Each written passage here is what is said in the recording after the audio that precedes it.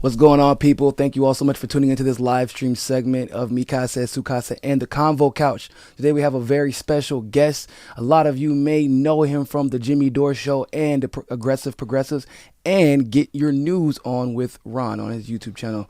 Today we have with us Ron Placone. What's going on, Ron? Thanks for showing up. What's up? Yeah, good to see everybody. Hope everyone is having a happy Tuesday. Yeah, it's been a hell of a weekend. It has. As you all know, we had Tulsi here.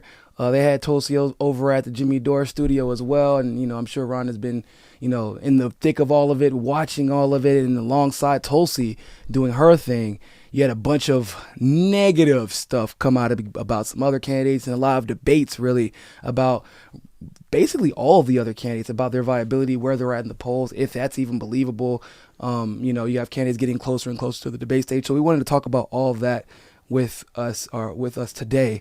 And so the first question I want to ask to Ron is, who is your 2020 pick? Oh, I mean, my answer is pretty obvious. I mean, my top two are Tulsi and Bernie, and I'm kind of still hoping they pair up.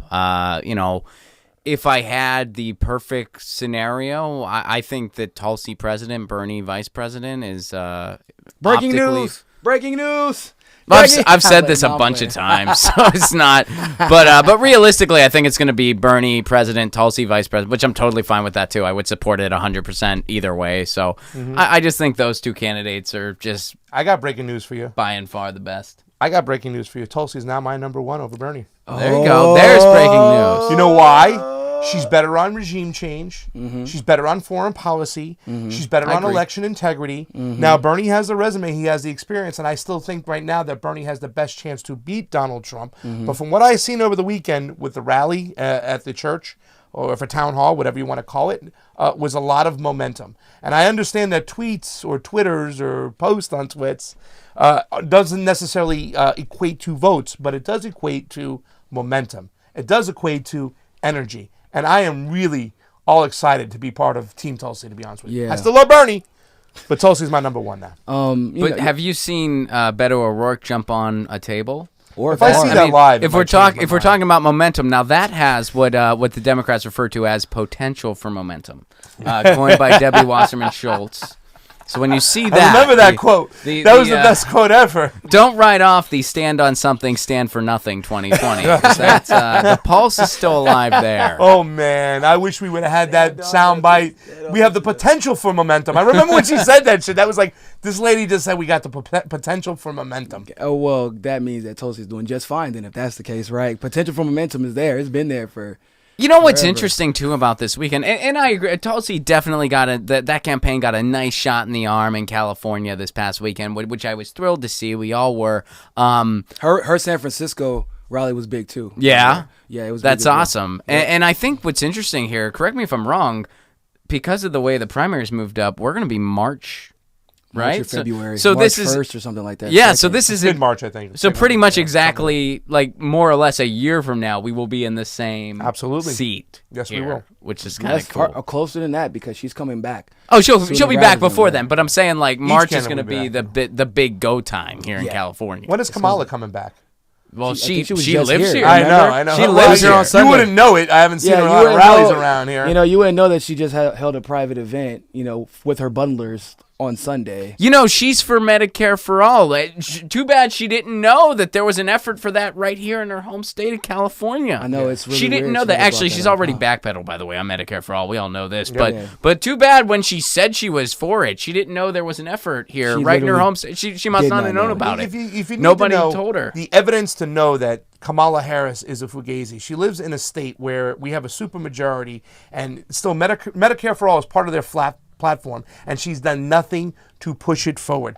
Her, Gavin Newsom, the whole lot of them, Pelosi, they're all here, and we have a shit program when it comes to our medical system, and we have more and more homeless getting on the streets every day. Well, possibly you just don't understand her stance. Okay, she's for Medicare for all. But she's also for Medicare for some. Yeah. And she's for the current Medicare for all bill, the what's the one they call it, this Conyers bill. But she's also for some other people's bills. She's not ruling anything out, Pos. I think you're being a little rude, okay, by asserting that she should just, pick a Medicare for all and stick to it. I think that you're just ignorant on the issues, okay? Guys, it's I'm very learning. I'm here to be educated. By it's very, very complicated, all right? We want this single-payer universal system that's never been tried in any other country in the world. No one's ever tried that before. Hasn't been done in Canada or Finland or Norway or Denmark or the UK or France or Italy or never been done before. No one's ever done it. So we have no idea how it could possibly work. Right? There's no model for us to look at. If there were like countries who had smaller economies than we do that implemented it successfully, then we could start talking about this. But clearly it's not feasible. That's another problem. These candidates really. We're not a rich country. For it? How are we going to pay for it, guys? Well, we're not spending all of our money on war, Craig. Well, so it's clearly available. Well, listen, that money goes to support the troops. I don't know what you're talking about now. I mean, I guess 700 billion or something like that. Yeah, man. I mean, I just saw a private driving a Rolls Royce on the way over. Those are just patriot pennies, you guys. And why don't you guys educate me on this guy Andrew Yang right now? Because y'all been talking about Yang. Patriot pennies. When did you come up with that? You like that? I just thought of that. You That's dig it? dope. All Patriot. Right. 700 billion of Patriot pennies. Patriot pennies. Yeah. All right. That's dope. I like that. I'm registering that. Well, let me just say this, guys, on the chat going, howdy, how y'all? Howdy, y'all. There's a lot of Tulsi love right now out there. So why don't you explain to us about Andrew Yang? I mean, you read up on this guy because I haven't heard much about him. It's so funny. I tweeted a couple things about Andrew Yang that I was not. I'm not a fan of Andrew Yang. I was never a big fan. After he did the interview on the Jimmy Dore show, I became less of a fan. And I guess people saw those tweets, or I guess I wasn't subtle. I wasn't really trying to be subtle, but I guess I really wasn't. Know how to be subtle? No, I don't think so. But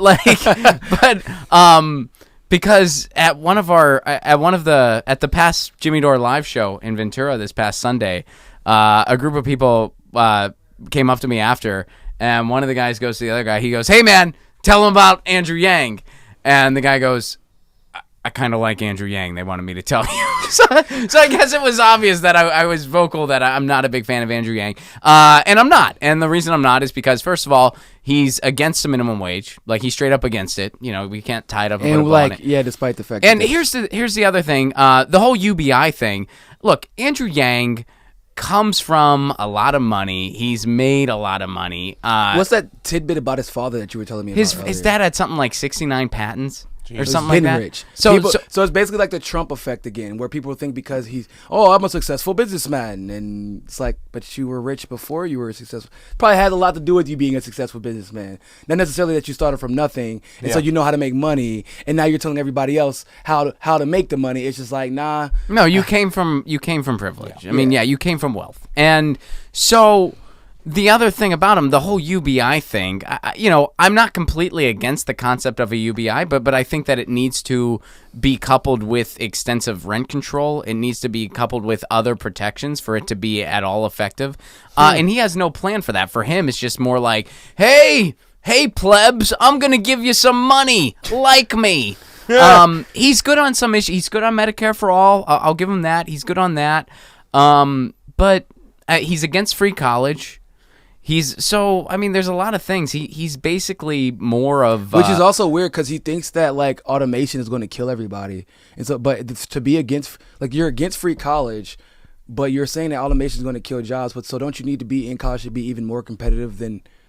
because it's already competitive because everybody needs a college degree right now. So automation is going to kill half the job, according to him. Yeah, if you want Shouldn't you need more people in college? If you want people to be innovators, like, wouldn't they benefit from college? Yeah. Totally. And then the other thing, too, is like, and I understand automation is part of the conversation. I get that, totally. And he can probably talk about automation better than I can. I'm sure he can. But when we are living in a country with a failing infrastructure, where we have 12 years to do something significant about climate change, and there is a huge demand for it, when we need to get off of fossil fuels, you want to tell me there's not opportunities for a job program in this country? I don't buy it. Yeah. There is. We can have everybody in this country at work for a living wage. We were just talking about that. And and that's what I'm saying. I don't think that UBI is inherently bad or even inherently good. I do have a problem with the way it's being presented by Andrew Yang, as if it's like this major problem-solving solution. I just want you to think about something. Andrew Yang, it seems to be, he's a tech bro, right? He's a tech bro, and that's the other big problem I have with him. So he has, and I don't want to cut you off, but I wanted to just finish this one thing on like why I don't like him. He has a big soft spot for big tech. Like he's fine with Jeff Bezos, he's fine with Amazon, he's fine with Google, he's fine with Facebook. He said Bezos isn't the problem. Yeah. So he has a big soft spot for big tech. He doesn't want to break them up. He thinks that those plutocrat billionaires are fine. Why is his soft spot for big tech? His soft spot is for big tech because that's his circle. Yeah. He's sympathetic to his circle. So if you take that guy out of that circle and you put him in the White House, where his circle becomes the military-industrial complex, where his circle becomes the donor class, who do you think he's going to cater to? Andrew Yang is a phony. He's not a progressive at all. He's just another plutocrat. Don't fall for Andrew Yang. He's not the worst candidate out of the Democratic establishment. There are worse. Cory Booker's even worse. You just don't like him being lobbed in with Bernie and Tulsi. Not at all. No, not at all. He's not the yin to my yang. I would go Elizabeth Warren before I go Andrew Yang. Double back. I'd go Elizabeth Warren. That's what I was about to ask. Wow. Yeah. Breaking. I think Yang is worse than Elizabeth Warren. Wow. You would take Elizabeth Warren over Andrew Yang. I would. I'm undecided when it comes to Elizabeth Warren between Andrew Yang. I just basically, it's not that I like either one more than the other one. It's more so I don't get. I don't like either one. Yeah. I'm just saying. Yeah, that's why I'm undecided. It's not really that I like. It's the thing about Yang that bothers me is one, when he went on Joe Rogan's interview, he said that he would be okay with any of the candidates being his running mate. Like any of the Democratic Party candidates being his running mate. That kind of was like, okay, so he's either politically naive or he knows what they're about and he doesn't care. And if that's the case, I think it's both. Because you don't have to pick one of those. I'm trying to be nice. I'm trying to be the devil's Why? advocate here. I'm trying to be the devil's advocate. Not for Andrew. Because I've already endorsed my candidate. You know, y'all know who I'm going for. It's Tulsi all the way. But I'm just trying to play the devil's advocate because you've already shredded him so bad. I think the facts speak for themselves. But in all seriousness, what you said is true. If you're going to keep your circle, like if you're a tech bro, like and if you're going to be in the White House. So one of the things about Trump is that he brought his people to the White House. He brought a circle into the White House. So if he's a tech bro, who do you think he's going to bring into the White House? The people that think like he does. Mm-hmm. So where we used to have the banks ripping us off and the real estate industry ripping us off because of people like, and the oil industry ripping us off because of people like Bushes and the Trumps and the Bezos and all these, not Bezos, excuse me, the Betsy DeVos of the world. When he comes in, who do you think is going to be the cause of a lot of these economic crashes in the future? Because the tech industry is that big that it can cause an economic crash unlike we've ever seen. Because what you're talking about? How much is Facebook stocks now? Something ridiculously high. Same thing with Amazon. Same thing with a lot of these startup companies. Like it just becomes a startup industry, and that will actually speed the price of automation. And this man, for him being from California, right? He lives in California, if I recall. That's where he's from. Yang? Yeah. Where's he from? I think he's in New York. That's even worse. So that's actually even worse. My point is $1,000 a month in New York. You are detached from reality if you think that's going to change someone's life in New York. That might make it marginally easier, but it also increases the incentive, which is why Ron brought this up. It increases the incentive for rent to not be controlled and for people to speak out, or for landlords to jack the prices up. Because now, totally, because they know everybody has $1,000 a month. Exactly. I mean, yeah. So, $1,000 a month is nothing in New York. It is literally, you are spending more money. What are you gonna do? Buy a car? So now I bought a car in New York. That's cool. So I have maybe one car, higher insurance, and I have to park my car in the garage. I'm over $1,000 just like that. I'm starting to lose money. Now I have to drive my car. Yeah, I'm totally with you. And again, UBI, it has its place in the discussion, but UBI with just nothing else attached, with no policy attached, just be like, hey, here's some money. It's going to be useless. It worked with I think it worked in Norway. They tested it out for like a year, and it worked really well. But it's because Norway already has a lot of these provisions in place. They already have protections in place, and they already have a social safety net in place. We have none of those things. Exactly. None of those things. So looking at that case study is pretty much useless when you're applying it to the United States. Exactly. That's what I'm saying. So it's skipping the line. Like it's the same thing we talk about all this. That's why one of the reasons I think we all love Tulsi is we can talk about, anti-war. We can talk about Medicare for all, but all this, other than anti-war, which that's kind of a more nuanced discussion, Medicare for all, things like the divorce, what's his name again? Bezos Act, like basically anything that we want Bernie for, right? All the domestic stuff. That shit's relevant because if we don't get this election justice legislation passed that Tulsi introduced, then he's not getting any of that stuff. It doesn't matter how many executive order power he has because the Democrats and Republicans are going to team up to make sure that this legislation isn't pushed through in the way that we need it to be pushed through. Like making sure that it's efficacious progressively rather than getting another ACA, another Affordable Care Act situation. So I think that's also something that should be observed when we're talking about who we want to push and who is better on foreign policy or domestic policy. I don't like when people say, oh, Bernie is clearly better or Yang is clearly better on foreign policy. Like, and you can call me biased, but the reason I endorsed Tulsi was because how long have we been talking about election justice, Ron? A long time. Yeah. How many of our progressive allies before Tulsi has made this the nonpartisan issue that it is? Well, at least a handful. Yeah, and I know you got to experience CONVO firsthand. Yeah, that was. But I'm saying that's your backyard. In power right now, who have actually a chance to influence election justice, other than Tulsi, who spoke of it in a nonpartisan way. It's been nobody. Listen, it's the most important issue. If we don't have election integrity, we don't have anything. Yeah. You know, it's got to start right there. There needs to be a paper trail, and there needs to be someone pushing and championing election integrity, and so that the people don't feel like they're fighting alone in a battle that's bigger than they are. Because if Tulsi, we said, well, this she was sitting beside her on election justice, she was like, ooh, good, I want to talk about this. Like no other candidate does it. They avoid it. That is cool. That is very cool. I'm thrilled to hear she did that. Yeah. Here's the thing, and I'm like, I agree with everything you just said. The way I see it, though, is, Tulsi is not perfect. Bernie is not perfect. When you look at the two of them, they really complement each other so well. Do. Because I feel like where one has some weaknesses, the other has particular strengths, and vice versa. Yep. Bernie's really good at what's the phrase that Obama said, putting the shoe on and marching or whatever. I mean, Bernie's been really successful with that, what he's done for Disney, what he's done for the Amazon employees. And Tulsi's strong in that too, but Bernie's really stood out for that. Whereas Tulsi isn't afraid to really go after election integrity. Tulsi's not afraid to, really be strong on the foreign policy. So I feel like the two of them together, it's just... I think as progressives, that is the strongest ticket we can hope for. And I think they agree. I think that's why they met. I think they know. I think because they do both have their weaknesses. Tulsi's her biggest strength is also her most. I feel like her most, at least the weakness that most people are aware of, which is she's evolved a lot. It's genuine evolution. So how's that a weakness? It's not. It's a weakness because it's for them. Bernie's been this way forever. Bernie's never gotten it wrong in their minds. That's not true either. But that's how people perceive it, right? And that's how we have to deal with reality. Unfortunately, is how people perceive it.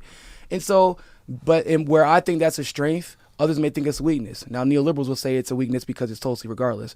Funny enough, right? Because Hillary evolved. If Tulsi says the sky is blue, neoliberals will have a problem. They're gonna be like, oh, she's racist. The sky isn't blue. It's more like Carolina blue, and we shouldn't really be lobbing all blues into the same blue category. So, like, it is true. But once again, for the people who are curious as to where your vote should lie, there's only two candidates getting rabidly attacked by the establishment. There's only two. Yeah. And it isn't Yang. And I mean, it's a fact. I mean, we can say what we want to. You can like Yang or dislike him. But if we're talking about who should be the number one and number two hits, Elizabeth Warren is getting attacked more than Yang is by the mainstream, even though Yang individually is doing better than Warren is right now. And Warren is getting attacked. And I don't even like Warren. Y'all know this. But these are the facts. Yang isn't getting attacked like Bernie. He isn't getting attacked like Tulsi. So whose side is he really on? But you know who has been getting attacked recently? Joe Biden. We're going to talk about that a little bit. Yeah. Oh, man, Joe. So we're going to bring this up. And Fee was not able to make it because I didn't tell her quick enough that we were doing the show, and that's my fault. So I'm going to let her. She called this. Okay, Fiorella called this. We went out to dinner 2 nights ago now, and Fee said, the reason I'm so livid about this Joe Biden situation isn't because of all the nonsense that everyone else is trying to bring into discussion, all the nuanced debate, because we know we're going to hear basically everybody defending whoever they think should be defended based off of their team. And it's an unfortunate truth, but it's a truth nonetheless. Fee was worried about, I know what this is going to mean for Bernie Sanders and how this is going to be warped and brought back to Bernie Sanders, because the truth of the matter is we understand the climate we're living in. And the last time this person was involved, it was also somebody else hurt tangentially because of her being tacitly attached to our movement once again. So today, Business Insider released an article that said Joe Biden's team is reportedly blaming Bernie Sanders' camp for the trickle of stories from women about inappropriate behavior. So now it is no longer an alt-right story. It's back to being a Bernie story, a Bernie supporter. It's crazy how they switches back and forth like that. It's like they got a switchboard. Yeah. So the first couple of paragraphs is saying, former Vice President Joe Biden's inner circle is reportedly stewing over the surge of accusations that the prospective 2020 presidential candidate inappropriately touched multiple women, and think that the Vermont Sanders team, or Senator Bernie Sanders' team, could be behind the renewed focus. Axios reported on Tuesday that several individuals close to Biden's team are suspicious that Sanders' camp is at least partly to blame by the anti-Biden campaign. I mean, yeah, partly, probably, right? I would say that we're at least partly behind it because we are anti-Biden and we would like to see an anti-Biden campaign. Can I ask a question? So wait, you're helping fuel an anti-Biden campaign by talking about information that is available in the blogosphere and sharing it? I guess that's really grasping for straws on their end. I mean, Bernie, how dare you? How dare you? You get your supporters to, tell the truth about other people. The thing I can't understand about this whole thing is, and I kind of put a post up about this the other day, is that people are saying now, a lot of establishments, neoliberals, whatever you want to call them, I try not to slander them as much as I can. They say, well, this Lucy Flores incident now disqualifies Joe Biden from becoming president. And I was like, whoa, what about the warmongering and pushing of NATO and him not allowing the witness to corroborate Anita Hill's story? Pretty much, defended. See, I don't disagree with you. I don't understand it. He should have been disqualified a long time ago. I understand that, and I agree with you, but I'm okay if this is the icing on the cake. Yeah. That's the optimist approach. Yeah, I'm not, in the camp of like, this is the incident that should have got him pushed out, right? I feel like he should deal with this in whatever public like, I don't know how they would go about dealing with it, because I guess technically he isn't part of anything officially anymore. Yeah, he isn't even part of anything officially. I feel like this should disqualify him in the minds of people. But I also feel like he should have been disqualified in the minds of people before. Yeah. And I guess what Craig's point is, it's like, why is it that you all care about this, and when it's convenient? Like, is it because it serves some type of narrative, or serves somebody else? And let's be honest, it does serve somebody else. It serves the establishment women's team, and there is a team of establishment women who think Joe Biden should move on over and let Kamala take the camp. And then you have the team of young versus old. So the millennials looking for a job, we're not going to get one on Joe Biden's team. No, he's going to tell you to suck it up, and he has no sympathy. Exactly. However, that's a good way that to was start. the other thing. Alienate the country's largest voting bloc right away. Give me a break. Get the young. That's a bunch of malarkey. Yeah. So come over here. Let me play with your hair. Yeah, let me smell and your stop nose. complaining.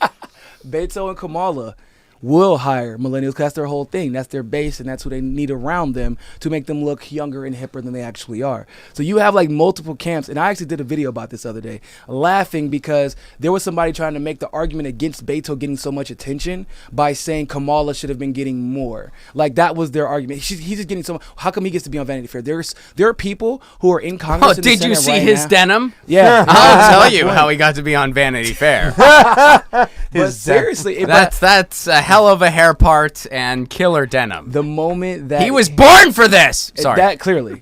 That's what he said. Look at that smile. That smile is like... Yeah, Bernie Sanders says, not me, us. Beto O'Rourke says, I was born for this. Tells you everything you need to know. You want to watch everything you need As to know. a leader, what you mean? Yeah, he streams his... Not hey, me. Come on in. You can Clearly, see Bernie is just lazy and trying to deflect the role of the presidency onto the people like a dirty fucking socialist. That's what... What a surprise, right? The lazy, crazy Bernie... Us, not you, just you, not me. Oh God! No, when Beto O'Rourke did that whole live stream of his dental appointment, I just saw that and I was like, "This is one of the most narcissistic things I've ever seen in my life." More than what I thought. And I am in fucking show business, and I'm like, you live in "Holy shit!" And I live in Los Angeles. I felt no, my friend. And I got to say though that when Kamala did did announce. She got a lot of attention from this group over here. Some of our shows. So. Yeah, it's just people. But I said that they're going to tear each other apart because, and this is also the argument I made for both Bernie and Tulsi, where people are like, well, why are things different now? I'm like, oh, because there is no guarantee winner. There's nobody that can guarantee you fundraising like Hillary could, because she'd been building up fundraising for, I don't know, 25, 30 years while she's been in the public eye. These people were picked last minute because they thought Hillary Clinton was still going to be president right now, and they had time to figure everything out. It's not the same anymore. They thrusted a bunch of people into the front. They thought that they were probably better than what they were because they didn't actually see if they were electable. They just said, will you play ball? And they all announced so early that everyone, and they've been all gassed up by the individual sects of the establishment. They all feel like they have a legitimate chance of winning. And so now, well, I think that they do have, this person does have a legitimate chance of winning. I think this person does. And there are people now on Bernie's team who are like, I mean, shit, I'm part of the establishment, but I want a job. I want to try to get on this. I want to be part of this wave. I don't want to be on the wrong side. I want to John Lewis this thing, you know?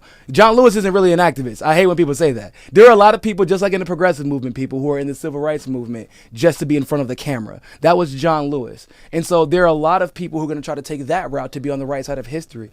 It's pragmatic, right? But we're going to see so much. We're talking about leftist division or progressive division. You're about to see division of amongst the establishment that we haven't seen because there's always been an anointed one. However, they're trying to fight to figure out who the anointed one is right now. Well, they're trying to fight to figure out how many no idea candidates can we throw and one will stick. Yeah. And I feel like slowly the answer is becoming none. Like people want actual ideas. They want candidates that actually stand for something. Well, let me ask you that question because I was about to ask you guys. I felt like they were just fishing. Like they were literally putting worms on hooks. Kamala, throw her out there, see if we can get something. Yeah. You know what I'm saying? Well, who? Hold that thought. We got a super chat. I was gonna mention it. Yeah. Be sure to encourage your friends and family to donate. If you have not, let's get Tulsi Gabbard on the debate stage. These are facts, people. She is that's DC, less than 8,000. Less than 8,000 donations away, and that's probably even lower now. She made up so much ground. She's gonna have a lot of ground this weekend. Well, after this weekend, this wrap up right now, which hooks or should they be reeling back in? Who has no chance? Kamala, in my opinion, is done. What about Cory Booker? I don't even think that he even got a nibble on that. He's running for hook. VP. Everybody has kind of concluded this. I think that's probably accurate. It's funny because I actually like him better than Kamala, which is kind of sad. I feel like Klobuchar? Oh, should she be reeled back? They won't reel back in. She won't be reeled back in. I think that she has saved face enough because she didn't come out too aggressively like Kamala did. Kamala came out and announced her damn presidency on Martin Luther King Day. Once again, the biggest mistake any black candidate could have made. A white person told her to do that. No black consultant with any common sense or any connection to the black community is like, hey, you know what would be the most patriotic pro-black thing you could do? Take Martin Luther King's Day and make it about yourself. Yeah, that's the way to win black people over. And why, when she made her announcement video, did they limit her to only using a Casio keyboard from 1995? Oh my God. Did you guys hear that freaking thing? It was like da da da da da da. And then just a word salad, like unity, power. Do you watch Bob's Burgers? Huh? Do you watch Bob's Burgers? I haven't in a long time. But you know Gene. I know what it is. But Gene, it's like listening to Gene make a song on the keyboard on Bob's Burgers. Like the most simple, it was ridiculous. It was like 2 keys, and he put a little percussion in there, and that was the damn commercial. And I was like, it was a good ass commercial. It looked like a fake commercial from the 1990s. Right. It did. It was terrible. I've seen it looked like something you would expect from like a mayor contest in your hometown, like on public access television at 2 a.m. It's just like, I'm running for city council. Dum dum dum dum dum dum dum dum. And then they're just like volunteering somewhere, going unity, strength. I felt good things, not bad things. I felt they used the same tactic with the State of the Union as they did for picking their candidates. Actually, let's just kind of try it out. Let's get Kennedy up there. He's got the name. He's got the recognition. Let's see. Oh no, what's that all over his face? Hold on, cut. He's got shit on his face.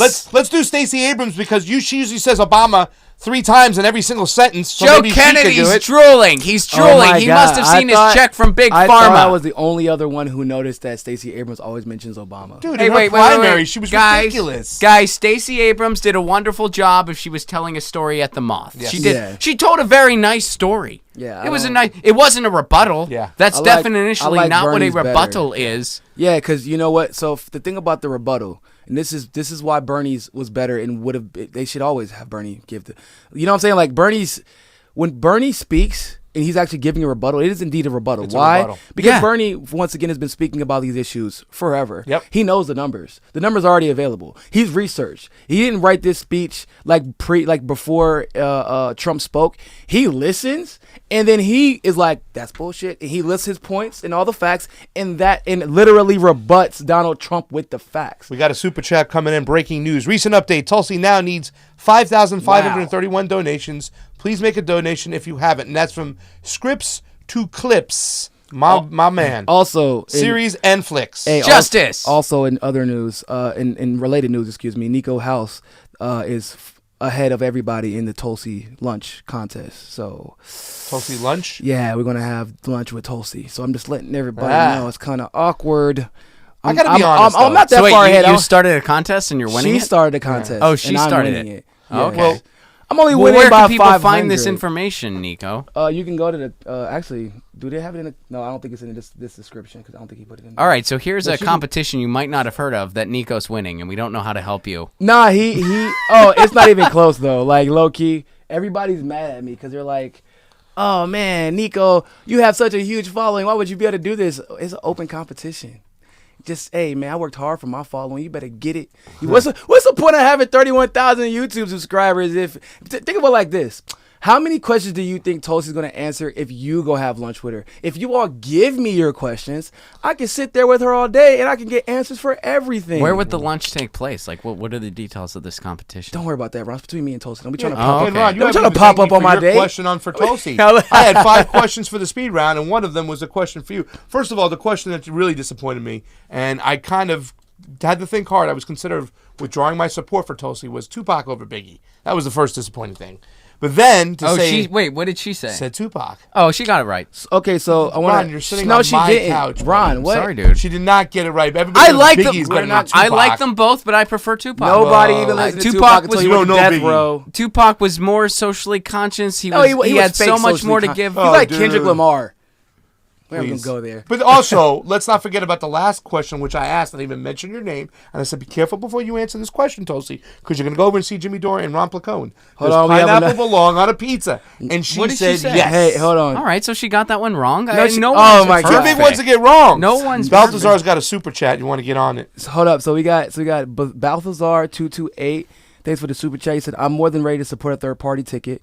I don't see a path for a progressive to be far left enough to win the general, but centrist enough to please Perez in the HRC. Now, so I talked about that earlier. One, unfortunately, Tim Canova's election proved, and Jill Stein's election proved that third parties, until they start getting control of some infrastructure, they can't win in a federal election. It's just not feasible. They don't have control of the infrastructure. In Democratic rural districts, Democrats control the infrastructure. In Republican rural districts, the same thing. So if you want to start seeing third parties have a viable chance of winning a general election, regardless if it's Congress, Senate, or for the White House, you have to start organizing there and getting initiatives passed there, ranked choice voting passed in your state and your municipality.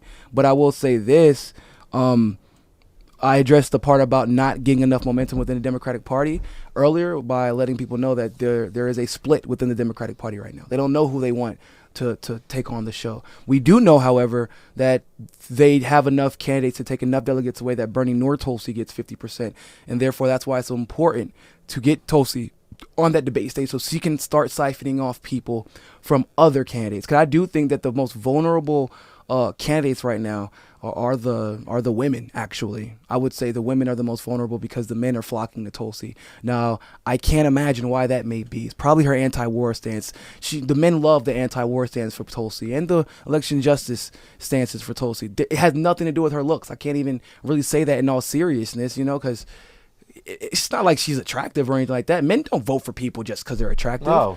They don't go see movies because of the women in the movies. That's never been. I never do. That's why I'm always about the plot. Yeah. And the stories and stuff like that. But we haven't discussed this. Is there a potential right now with this primary coming up where Tulsi and Bernie split the progressive vote, not getting him over the 50% threshold? Or is this a positive thing where we go forward, where we do get this ticket of Bernie and Tulsi, we do break through, and we change the Democratic Party for good? Well, I'm hoping for the latter because I feel like the establishment is going to do everything they can to cheat the progressives, whether it be Bernie or Tulsi or both. They're already going after both. So, I mean, if it's not such a huge response that it is, too loud for them to stamp out, too big for them to cheat, or they'll try to cheat anyway and they'll fail. That's the good thing about Bernie's that's the only way campaign. we're getting out of the primary. Yeah, that's the only way. No one's getting out of the primary otherwise. It goes to a second ballot where the super delegates slither in. We're done. It It's needs over. to be. Does Bernie run third party? Do you know then? how it wins? No, hell no. Never. No. Not even He with wouldn't Jane. do it. What Jane Sanders made a statement: if the Democratic Party does not change, there will be a third party. That was over 6 I think months that ago. she would help with that as well. I don't think that she's saying that Bernie would run as a third party candidate. I think she's saying because if he does that, oh my gosh, I hate to say this, but I think an element of like he would get buried is what they would make sure he gets buried in history. I don't know if it's possible. Well, he's not going to do it. I mean, he's not going to do it. Exactly for that fear. And this is not something this is something he told. Who did he tell that to? That he didn't want to become Ralph Nader. He actually told that to somebody. He said it publicly. I believe he said that publicly. I don't recall where off the top of my head, but plus they make all the candidates take that, big Democratic Party pledge where you have to go in a room and they prick your finger and and he's also not disloyal. You hold a piece of paper with fire. They burn it. With on this your hand, I stay united to the Democratic and then Party. then you swear upon the patron saints of fossil fuel or whatever. I think that's how it works. Don't get me wrong, people. I would love for him to run through a party, but let's be honest. Fraction magic is real. It would, here's when I would be confident with Bernie running a third party. If we would have got that election justice legislation passed by Tulsi the first time she introduced it, then running as a third party candidate and as a team ticket between Bernie and Tulsi would have been feasible. Or in 2017, when a bunch of us showed up to D.C. and pleaded with Bernie to start a new party if he would have said yes. He said no. Because then we could have started. But then we could have we'd be having a much different conversation politically. And again, I realize it's not going to happen, and it's not, or at least not anytime soon. It's certainly not happening before 2020. It might happen. That might be what happens. That might be the end of the shit road. Let me read some super chats. We're going to get 4 of them real quick. Okay. I'll peel through them. Michael, Dista Cristofano, I can't say it right, but he asked, did you guys hear about Bernie is being blamed against the allegations against Joe Biden? Yes, we talked about that earlier. Fiorella called it. That's hashtag Creepy Uncle Joe. DC up there again. And this is kind of interesting. Look up the Libertarian Social Caucus of the Libertarian Party on Facebook and Twitter.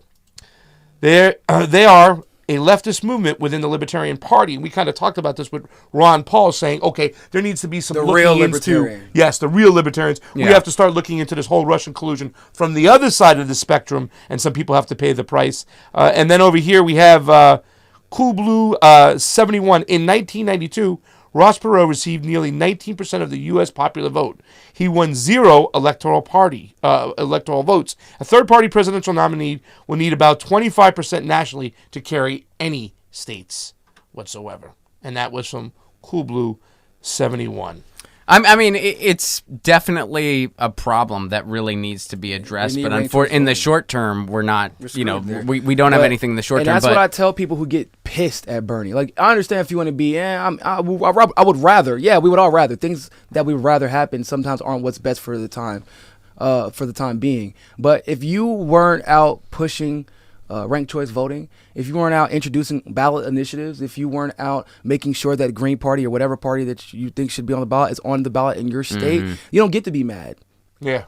I'm just sorry. If Ron is an activist, he's a host too, but this is activism. I'll take your word for it. I don't know. I don't know if I deserve that badge or not. But you're an activist. He was literally talking about when I was in municipal broadband. Municipal broadband. Trying to get municipal broadband. Yeah, we can call that whatever you want. I could check whenever tape. we go to activism events, council, when we're at the events, Ron is there. Jimmy's an activist too, which a lot of people that you all watch, including us, we're all activists. If Ron want to be mad at Bernie for not doing it, Ron does a lot of activism. He can be mad at it. Well, I did fly across the country. I did go to D.C. and plead with the guy. But that's what I'm saying. But if you just want to be mad out for Leah, if you don't want to get the word, it's not me, us, and that's one thing that he said that is. Even Tulsi took that to heart. It's not. I'm not relying on Bernie to get this stuff done. I have to put my hat in the ring because I know where he lacks and I can help cover down.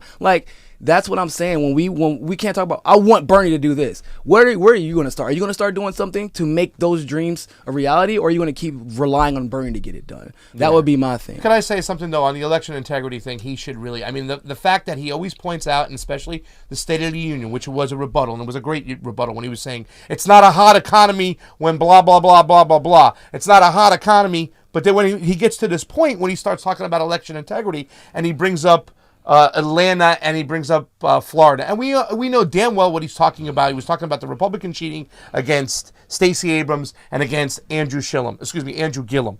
And he fails to point out the corruption in the elections on the Democratic side. And we experienced this here in this ADEMS, ladies and gentlemen. 80-51, they're doing a re-election. They found so many Fugazi ballots that they're doing it again. Same thing in North Carolina. They're doing a re-election in North Carolina, too. So it's possible. We've literally seen it where they can do re-election. So we have the power to do that, and the people have the power. But guess how the only way these re-elections happen, when the people speak up, and then candidates and people in power also call it like it is. And that's what we're not, other than Tulsi, really. And I know a couple of others who feel the same way, but they haven't really called it out. On both sides. Well, it starts at the ground level. It starts at the local level, and that's where you can get stuff done. As far as election integrity goes. But then, so are you saying that Tulsi Gabbard is giving us the tools to get stuff done at the local level? Is that, or is she taking? Oh, I'm saying she does. I'm saying she doesn't need to. What I'm saying is that eventually it gets to a point where you need somebody with the platform of a Tulsi Gabbard or a Bernie Sanders to magnify it for you. Exactly. That's what happens. Like that's the way it works. Listening to grassroots organizers. Oh, she totally is, and I think Bernie is too, and that's good. But how do you feel? And I'm sure this probably had something to do with your overall choice. I mean, Tulsi's the only one who's talked about it, and then introduce something to do something about it. Put policy behind the word. You know what I'm saying? Like as much as I love Bernie, the man's the amendment king. That's great stuff. Mm-hmm. So in other words, he's also showed us that he's had the ability to take unpopular policies, policies that were unpopular in both parties, amplify these issues, educate people correctly. I mean, that's the point of the Sanders Institute, is to educate correctly and then find policies to introduce. Why was this not discussed by Bernie when she introduced it the first time? And then why is it not being discussed right now, considering that this is I feel like this is beyond presidential campaigns. Well, and I think this kind of goes into, that's why I feel the way I do, where I say their strengths and weaknesses complement each other very well. That is another, for instance, where there's certain avenues Bernie doesn't go down, where Tulsi has a kind of more go get 'em hungry attitude. She's not afraid to confront it. Similarly, when it comes to kind of mobilizing the grassroots, standing up for the working class, Bernie has a really particular strength there. I think they balance each other out pretty well. He's an activist, and that is his galvanization is incredible. His ability to galvanize people is incredible, and it's a skill. It's a type of intelligence. Well, look what he did for all of us in 2016. Exactly. He basically said, "Hey, progressives, you're not alone. There's more of you than you realize. The media has been lying to you." Not even that. Look what once again, you're talking to a room full of Tulsi supporters. Look what he did for Tulsi in 2019, 2020. We have his followers, his supporters, going out and blasting for Tulsi to get on the debate stage, because Bernie just has this capability to unite people and unify people and remind them of the bigger goal. And that's something that I feel is, once again, why everybody believes they're unstoppable if they get on a ticket together. If they end up on that ticket, there's nothing Trump can do. And that's a fact. There is absolutely, he will lose his supporters back to Bernie, because a lot of them, there are coalitions in the Trump movement that are switching all their people to Tulsi. Just imagine the debates. Oh, the debates. Trump versus Bernie. Tulsi versus Pence.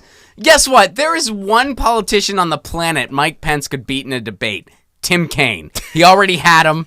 He already had that Palin. nothing burger. Sarah Palin, maybe. I don't even think he could beat Sarah Palin. Yeah, because guys, I got to get to some super chats before they disappear. I don't want to leave these guys out. Fernando Fernandez said a third party, a progressive party, would unite the corporate Democrats and Republicans. Need them to take over the Democratic Party for a chance for progressive policies. And then Big Baby Zubas. Big Baby Zubas just gave us a Thank you buck. for the single. Thank you for the single. Thank you for the ace, is what we like to say in this Italian household. Fugazi. Tulsi is pro. What's that? Pro was. I don't know if they're trying to say war. Pro war, just anti-regime change. That's demonstratively Okay, untrue. people don't know the difference. She would continue drone strikes and murder innocent civilians. We've heard this kind of comments from some of the people from the protesters over there. Like when somebody said to me when I was interviewing, Tulsi doesn't like some wars. She does like other wars. No, she's only been in Congress since 2012, and she's voted against every major regime changes and never voted for a war. But isn't there that transcript of her when she was like, "Hey, I went to Iraq and it was a great time. I'd do it again tomorrow." Isn't that out there? Oh wait, that doesn't exist. Yeah, that's I'm about not to say real. I've never. That's never. not real. In fact, actually, the only script she's I've ever outspoken heard is about literally, "I'm tired of seeing waking up to a list of names where I have to figure out which one of my brothers and sisters are armed." That's the one I see too. Yeah, that's the one Can I see too. Can I be honest though too? Let's also talk about this too, because I think of all of us, and I'm not going to start kind of tickling conspiracy theories out there, but I feel like after the convention, the deep state, the intelligence community, somebody got to Bernie. And there are certain situations and certain things he doesn't talk about that are taboo. When it comes to attacking the Democratic Party on their elections, he kind of strays away. He couldn't do it because of his independent status. He kind of like, props up. Yeah. He completely walked away from people like Tim Canova after that, the convention. Which was disappointing. It was disappointing, Yeah, but isn't there a thought process that someone got to him? Because the tune had changed. Yeah. And maybe Tulsi might face the same type of because she goes after the intelligence. But she also has a much younger. She's much younger, like in her career, right? So they can't use a lot of the things that they were able to use against Bernie. Also, they can't attack her on identity, and that's mostly how they've been attacking Bernie is on identity. You can't do that with not one question about reparations, not one question about the black community during her town hall, not one question about the things that Bernie had to deal with. Oh, you're a white man. How do we know you're worth representative of us? You're white. You're old. You're a man. You're white. You're old. You're a man. I would say they do attack Tulsi on identity, but they do it more subtly. They do it in the sense that, Obama had a bromance with Modi, no problem. Kamala had nice things to say about Modi, no problem. Tulsi meets with Modi because it's part of her job and it makes progressives sense. Are but that's a problem. Why is it a problem? It's a problem because she's Hindu. Exactly. That's and why I want to say problem. something so too. It is for people to say, if you're progressive and you're using that quote about Modi, just know you're literally taking a neoliberal smear and likely applying it to Tulsi because it's convenient for whatever candidate that you choose. Yeah. So if you're a Bernie candidate and you're pushing that rhetoric, first of all, just understand how politics work. If anybody's telling you she took money from RSS during this election, they're first of all they're lying because they don't know. She couldn't have possibly. The forms don't release until April 15th. Yeah. So you wouldn't know that. One, the only people that we've asked about this, they say, okay, she supports RSS. We're like, okay, well, where's the numbers? Well, they give her hundreds of thousands of dollars. I don't have them. Nobody ever has the numbers. Cool. Yeah. So that's nobody ever does have numbers on this situation, by the way. I would like to see some fucking numbers. And if you got them, that Tulsi's been taking this money. Well, where's the evidence? Where's the open secrets? Where's the line? Because I don't see the shot all going directly from Modi. So there's also the fact that she is Hindu, and the fact that once again going back to Kamala is friends, loves Modi. Kamala is actually Indian, has actually supported Modi, and if I recall, actually voted for legislation to strengthen relationships with India while Modi was in power, which Tulsi voted against because she said the United States doesn't need to be attached tangentially or otherwise to India. It needs to be a healthy trade relationship and a healthy diplomatic relationship, but no legislation needs to tie us in with another regime ever. That benefited the religious minorities in India because it means that we would not look the other way, at least on paper. And they're trying to flip it. And they're trying to flip that and say it's because Tulsi didn't want support for India, which strengthening support with India officially means strengthening support with Modi. Yeah. Tulsi voted against that. So if you're quoting the lie that Tulsi is somehow butt buddies with Modi. One, do your research because she meets with everybody all the time. She was literally on the Foreign Affairs Committee. That is why they were able to use this. Yeah, that's why they were able to use this against her because they're like, well, we can't get her on literally anything else because the LGBTQ thing was going to pass. It's too vain. It was too easy to disprove. And almost everybody was homophobic like 6 years ago. That's not going to work. So what do? Oh, she's on the Foreign Affairs Committee. Let's figure out where she went and let's use it against her forever. she's only being attacked as it seems like only because she's Hindu. Yeah. Very rarely is it, we care about the religious minorities. Very rarely is it that. It's always because she's a Hindu nationalist. But once again, as Grumpy Birdie pointed out on Twitter, if Bernie Sanders became the president, or if he even sat on the Foreign Affairs Committee, he would have to go meet with Netanyahu at some point to try and broker peace between Palestine and Israel. Would that make Bernie a Jewish nationalist merely for having a picture while he is trying to broker peace between the minorities and the dominant establishment of another country? No, it would not, nor would anyone claim that. But it's being claimed against Tulsi because it's a lie, and it's a convenient one at that. And Pelosi went to meet with Assad against the will of the president of the United States. That administration did not want the Democrats and the leadership of the Democrats going to speak to Assad. Pelosi went anyways, and there's nothing said about that.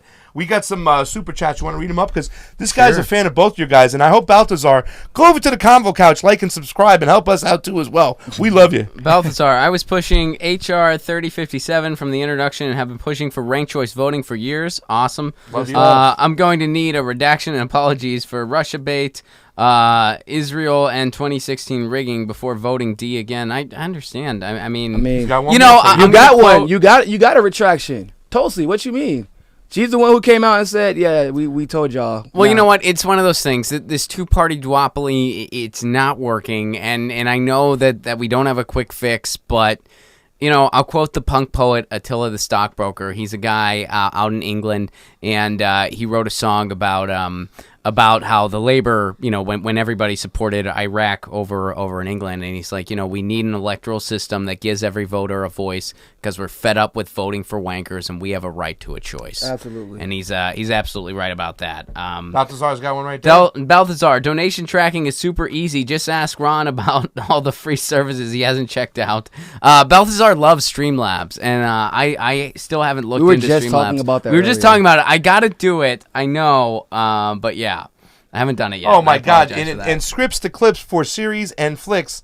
Another $5 super chat. Thank you so much. He said, "Did y'all see the Anna's hashtag no filters second smear against Tulsi?" I didn't, and I don't care because you know what? She didn't even have the guts to get on, you know, to sit down and have that debate with Tulsi. And by the way, she's now claiming that Tulsi's camp actually told her that she wasn't going to be part of the interview, which, by the way, I don't believe, because I asked Tulsi's sister, where was she? I was like, where is she? Where was Anna? She said behind the camera. I was like, why is that?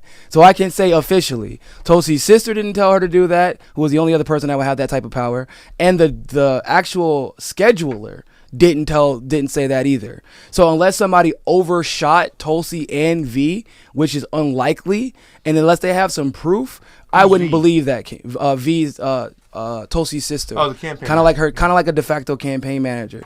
So unless somebody overshot them and didn't tell Tulsi and V, that's untrue. And she said that she was told that by somebody else on TYT.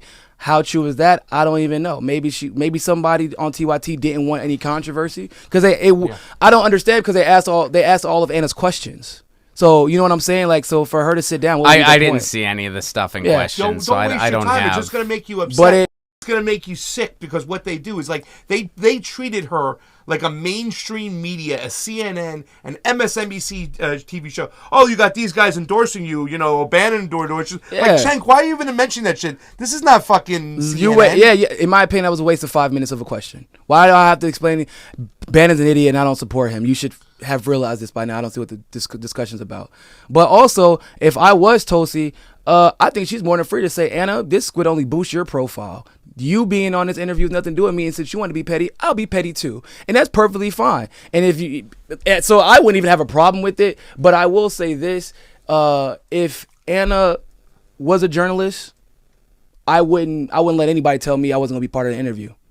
Period. Yeah. You know what I'm saying? Like, off the rip. And if Cenk made that decision, TYT made that decision, then you have a problem with your network rather than with Tulsi. Because nobody on this network, if they said Palestine had to sit out, Iran had to sit out for a very important interview just because they disagreed with you, they wouldn't be doing an interview anymore. Yeah, and that would have been the story. Yeah. And that says more about a candidate. But when you're talking about somebody who sat in front of me and answered questions about being on a center or Council for Foreign Affairs, or not Council for Foreign Affairs, right? Is it Council? CFR. No, CFR. Council of Foreign Relations, my apologies. Sits in front of me, talks about Israel, condemns Netanyahu, talks about Wahhabism, condemns the Saudi Arabia regime, and you're going to sit here and tell me she was scared of Anna Kasparian? Yeah. Really? Yeah. Come on. I like the fact that we didn't get a chance to ask her the question, and Jimmy got to ask her on torture because we were talking about it, and she's like, dead set against it. Done. She addressed it. On. Yeah, she addressed it because that was a 2014 clip we had talked about when she was out there, and I think she was saying that at the time to kind of signal to like a certain independent base that she'll do what she needs to do to keep us safe. We have another super chat. Ron, can you answer this question? It's from Chemical Shed, and don't softball it. Placone, and an explanation. Please push JD to take a second look at Yang and have him on again. Oh, he must have missed that conversation. You must have missed the first part of the show, Chemical up Sand. the wrong tree, dog. I appreciate your opinion and your enthusiasm. I'm not a fan of Andrew Yang at all. If Andrew Yang is a progressive, Pat Boone is a heavy metal artist. Wow. And if you're convinced by him, I'd encourage you to take a second look. If Jimmy wants to have him on again, that's fine. It's Jimmy's show.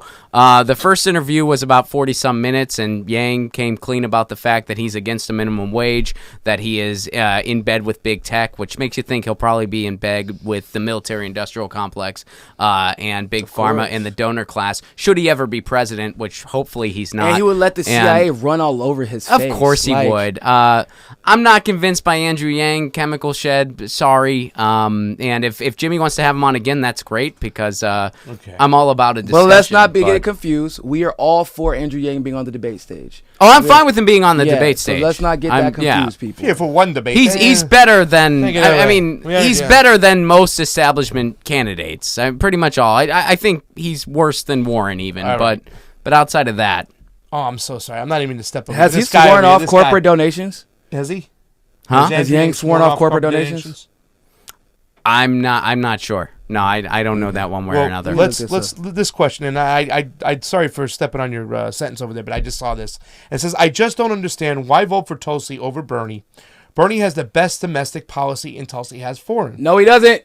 No, he doesn't. But wait, since we live in the U.S., which policies will benefit us? Foreign or domestic? Well, I mean, we talk about this all the time. The foreign policies dictate a lot of the domestic policies, especially when it comes to immigration. Not a lot of, especially when it comes to how we spend our money. Where's our tax dollars going? It's going to foreign policy. It's going to feed the military-industrial complex. So you can't just ignore one without paying attention to the others. I mean, it's just one of those things. That was a super chat contribution. Can I address that, please? I appreciate the Ron response. Ron, go ahead and answer that question. Thank you very much, Chemical Shed. I appreciate that very much. And again, I respect your opinion, even though it sounds like I disagree with it. Answer that question about foreign and domestic policies. So that's not true. Like, let's be completely straight up. Now, if you want to say Bernie has more experience in domestic policy, then I would say, okay, that's perfectly true. Well, yeah, I mean, that's a fact. Yeah, it's literally an objective time. Yeah, an objective fact. But anybody who's ever been in the military can tell you, or anybody who's ever been in a job for a long time can tell you, all experience isn't a good experience, and it doesn't mean that you're better than someone else in something, no matter what you're in. Some experience, you can make an argument for experience, but then I would make an argument to say, just like I did earlier, or like Craig did, foreign policy dictates domestic policy. So if Bernie doesn't want to address the military-industrial complex substantively, like Tulsi does, addressing the complete and clear lies that the military intelligence agencies have been spewing, without accountability at that, ending lies overseas and spending money here at home to do so, then our domestic policies is always going to be an excuse for us to not have the money here, but always have the money spent abroad. 2, election justice. Bernie has not touted, he hasn't celebrated nor co-signed nor introduced any legislation in the Senate addressing election justice, nor will he address it substantively in his rhetoric for any party other than the kind of election justice or injustice that happens to the Democratic Party. Tulsi addresses election justice on both sides of the fence and calls it what it is. Once paper ballots gone, acknowledges when people were cheated regardless of what party it is. That as well. Tulsi is more than willing to call out anybody on any side of the fence. When you're talking about getting domestic issues passed, who is going to be willing to call out the Democrats when they vote against their pharma legislation? Yeah. Bernie did not do that. Bernie let it ride out. He said, and he pushed the Russian narrative, and too, then he pushed the Russian narrative, which was a problem domestically. It caused domestic problems for us. People who shouldn't have jobs anymore still have jobs and don't have accountability. These are all things that we have to consider. When you can't just, quote a line that you've read on social media somewhere about Bernie being better on domestic policy, and that automatically makes it true. There's nuanced discussion to be had. If you want to say you feel he's better on domestic policy, okay, he's been doing it for a lot longer. And he's been doing it for longer. He's been there for a long time. But I would say then at the argument that I would say is, who was better when, for LeBron James when he came into the league and Smush Parker on the back end of his career? Was Smush Parker better than LeBron James because Smush Parker was in the NBA longer? No, it was LeBron James. Some people just have it, and other people, you might have been there, but that doesn't mean you're as good. It seems like Tulsi has a better understanding of how things work. You know what I'm saying? Yeah. The background of how things work. And then understanding that we have to address that before we ever get to the things that Bernie are discussing. Well, let me offer a strategic argument to kind of just this whole thing. I think that it's only so fruitful to kind of like debate Bernie v. Tulsi, because the way I see it, if they're not a unified ticket, which is, I think, the strongest foot forward progressives can hope for, 100%. Neither progressive is getting out of a primary, and we're going to have to deal with another corporatist who's going to then go lose to Donald Trump. 100%. That's what I think is going to happen if we don't have a unified ticket between those two. Yeah. So basically what you're saying, which I agree with, is I endorse Tulsi because I know she needs the help. She needs the numbers. And that's fine. That's totally cool. But what you're saying is something I agree with. Most people shouldn't be pushing Bernie ahead of Tulsi, Tulsi ahead of Bernie, Tulsi, Bernie. It should be Bernie and Tulsi, period. Yeah. And you vote your conscience. Absolutely. Yeah, they are. I mean, I think it's hard to debate how they are not by far the best two options. Yeah. By far, like no one else is even close. Neither one of them is perfect. I'm not expecting perfection from either one. That's not possible. But they are by far the best two. And if we don't see a unified ticket, I don't see us getting out of a primary. I mean, the establishment's going to try to cheat any way that they can. They're going to try so hard to cheat. So if we're not so big and loud that they can't cheat us, we're screwed again. And when you we're have going to be stuck with another camps corporatist together that are in danger of being cheated. And I can tell you, just as an aside, they are both aware that there's going to be efforts to be cheated, and they're both working together to make sure that it doesn't happen, and that when it does happen, we have two camps now that are connected with each other to challenge the establishment the moment that we see cheating, to prepare before every election, to make sure that we're all registered to vote, to make sure that the activists have boots on the ground, even to go from door to door and say, hey, if you don't like Bernie, Tulsi is an option too, and vice versa. You have people who are doing. We had a super volunteer who was literally at Bernie's event the week before, and she was at Tulsi's event the very next week, pushing both of them, pushing people to each other's rallies. And people were just as excited about Bernie's rally as they were about Tulsi's rally, and vice versa. That's what we need to go forward. I agree 100%. I think this would be really great, because I asked her that when I interviewed that young lady. Her name is Sarah. I said, last question, Tulsi Gabbard, enemy or ally? And she said specifically, strongly, it's an ally. She's an ally, and this is something to look at, is that Tulsi is going to pull people that Bernie could have normally not pulled, and she's going to get them into her camp. Yeah. So down the road, if it comes to a time where Tulsi has to step aside because it looks like Bernie has the nomination, she's going to bring that whole camp with her when she endorses Bernie, and it's going to be twice as strong as it was before, because people will stand behind Tulsi that normally wouldn't have stood behind Bernie, and especially if they unite that ticket and make her the vice president. We have another super chat. We have several super chats. Oh, damn. Go ahead. You want us to read through them? The last one I saw was the one about the sheiks. The next one is if Anna keeping it. Yeah, Baltazar. I think Ron has to be Baltazar right there. No? Nope. You're not reading Baltazar? Thank you, Chemical.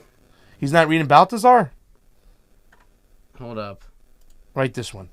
Niko. Yeah, Sikhs were protesting against her at the LA rally and handing out flyers regarding taking money from Hindu nationalists and RSS. How would you respond to them, and how should I defend her next time? Well, go to our Twitter. Yeah, go to Twitter. Go to Twitter. But we put it up there. we got video footage. Craig specifically, Craig interviewed him after he saw us talking, and I asked him the same question. We said, well, where's this money at? Because bro, you keep saying Tulsi has all this money in her campaign. It is counter. I don't understand. Either she's raising all the money in the world, she isn't. But saying that she's raising hundreds of thousands of dollars from the group, you better be able to back that claim up. Yeah. I asked him, Craig got him on camera saying he has no idea. He has the information, just not with him. But it's not with him. Yeah. He doesn't know what the exact number is, nope. or who the names are who donated to him. So he was staging this entire protest. And it turns out, by the way, that particular human being, the Pietro, whatever. Pieter. Yeah. He's Hindu phobic as hell. His entire career is based off of smearing Hindus in the same way people have established careers based off of smearing all Jewish people. Like, that's the kind of guy this dude is. This guy was trying to get Gandhi statues taken down. He was going around doing that. Yeah, because Gandhi Gandhi does have a racial problem and somewhat of a racist past, but like, that's pretty much every leader around the world, unfortunately. And we try to celebrate the good and kind of learn from the bad. But like, I wish it was just the Gandhi stuff. But it isn't even that. He's written entire books about this stuff. His whole Twitter is Hindu phobic. He doesn't like Hindu people because they're a majority, and then some Hindu people have done bad things. But some Christian people have done bad things as well, just like some Muslims have done bad things. We don't ever paint a religion by the convictions of the minority. We judge them by the good of the majority. And I would say the majority of religious people in this world do good, and the majority of Hindu people promote peace. And he's getting funded by somebody big over there, because to show up to the second event, it's like, how did you know about this? Somebody is definitely leaking you information from he got the question. That knows shit. He got the first question, which did is get another the first question. And then they tried to say that Jimmy was the one who told him to answer that Jimmy question. was pointing to the other fucking and guy. Jimmy was pointing to the other guy. I wasn't there. I know, but it was just crazy, because I was like, the dude immediately said, "Oh, Jimmy Dore told me," and that's what the official story has become, is Jimmy said. I'm like, Jimmy didn't fucking point that guy out. I know. That's a different discussion, but my point is, there's a smear attempt being made against Tulsi, and it is Hindu phobic. I agree 100% with her. Because we've seen this with Ilan. When the defense or the critique of her is completely based off of her religion, they need to start figuring out what we're really talking about. We got an awesome super chat. Go ahead. All right, so I'll do two more, and then the rest of the super chats are you guys. I heard rumors of a Jesse Ventura for Green Party 2020. I don't think there's any validity to that rumor. I could be wrong. He backed it up. He said the Green Party's been contacting me, asking me to run. Yeah, been for a while, for like a year and a half. Well, no. But the rumor is he considering it? They can contact him. Is he? Well, he said he was considering the run, and he was like, "I'm considering it." The Green Party. Isn't his Facebook, Twitter, or isn't his Facebook now Jesse Ventura 2020? Like, I know he's been contacted, but is he considering it? I think he's considering it. I just don't know if he's going to pull the trigger. All right. So. Could he generate enough hype to debate? Love to see that, or waste of time. The debate would be awesome. I think he could. It would be great if he was debating. If he had a debate stage. I'm with you. I don't know if it's something he seriously. I could be totally wrong. I mean, I'm just basing this off of. I don't know if it's something he's seriously considering. What about this one? I mean, people, they'll take sound bites where they're like, he's thinking about it, and it's just like, oh, yeah, maybe I would. He did. The thing was, is if you see the sound bite when he was at the airport, he was picking up luggage. He had the Jesse Ventura hair, like he just got off a plane. And he said, I'm thinking about He goes, are you considering run? Yeah, I'm considering strongly about a run. The Green Party's contacted me. And then he went right after Trump about going and beating up Trump left and right. So that was months ago. He hasn't made a move since. But yes, I think it was a serious consideration. You know what's interesting? He's quieted down since Tulsi has announced. Yeah. That seems to be the game changer for him. I think so. I certainly don't think it would be a waste of time for him at all. And I Tulsi's got to be his candidate. I certainly want, I could see Jesse. I would go work for debate Jesse stage. Wow. if Tulsi and Bernie didn't make it. I would go vote for Jesse. Well, and I certainly hope. I mean, I'm really hoping that I have a progressive option. Bernie or I think Tulsi. we will. I think the fear is that we will. I think that's why it's been so overwhelming. I certainly hope we do, but in the case that we don't, which I sincerely hope we do, and I'm not even thinking about that yet. But in the case that we don't, I certainly hope there's a Green for me to vote for. Yeah, because I'm not going to vote for some corporatist. Yeah, not happy. All right, we got to do these. We got to get out of here. All right, so we got to get out of here. There we go. Ron, wait a minute. Pat Boone isn't heavy metal. Of course he's not. And again, if Andrew Yang is a progressive, Pat Boone is a heavy metal artist. That's his point. You can quote me on that one.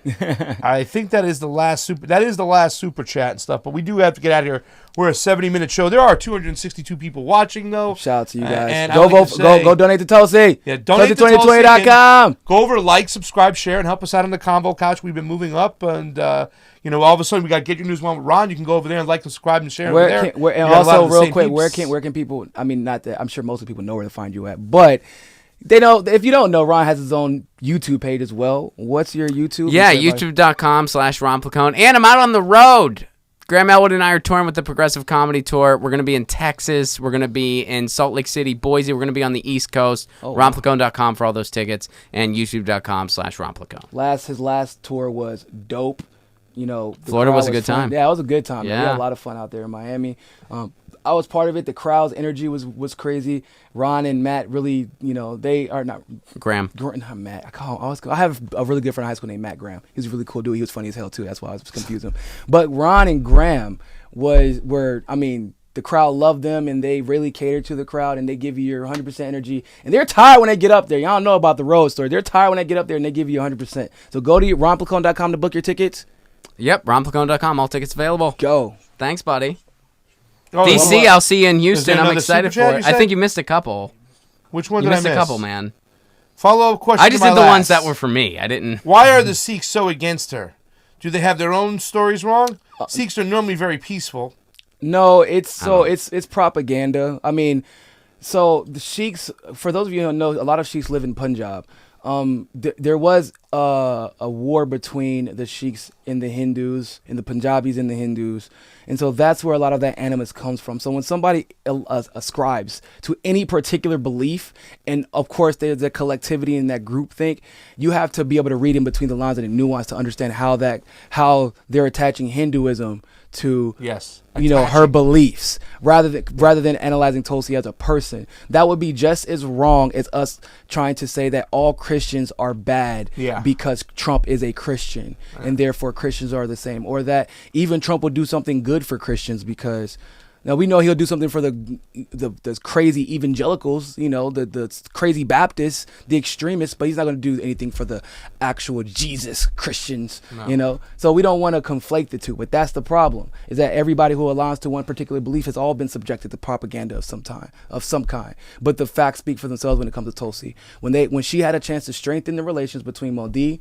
and the United States, she voted against it, and that's a vote in favor of the religious minority and not Hindus. Yeah. So. And I think a lot of her Hindu has to do with, like, she's a peace-loving yogi girl in Hawaii. It's different than when you're living in India, the ramifications of being Hindu and Muslim and the relationships between each other. This is a peace-loving girl who wanted to practice yoga and kind of tied in the... and she's also on the Foreign Affairs Committee. There was literally nothing. I mean, she could have avoided meeting with Modi, but that would be the stupidest thing ever for you to avoid meeting with Modi because you're a Hindu. That would be just as ridiculous. This person said, I'm a huge supporter of universal health care, but nobody has discussed serious issues some of us may have. Example, mandatory vaccinations. Oh, we're not getting into that. That's I don't share that view. That was the last one, right? I think I got them all then, John. That's it. Now on the next show, tune in. I don't mind discussing mandatory vaccinations. I don't mind having a nuanced discussion, but we can't get into it now. It would be way too long. And we're just talking about focusing on the candidates right now. I think the bigger discussion about vaccinations is the FDA is an issue rather than addressing it as a vaccination issue. And then thanks for answering my question regarding domestic and foreign policies without making me feel stupid. Much research I need to do. And thank you. That was the gentleman. Thank you very much. I'm telling you, the people on this channel are dope. They're just so they're all about talking. Wait, one more. Oh shit, we got another one in here. What's this? Okay, Niko, do you think Tulsi will be on the Breakfast Club?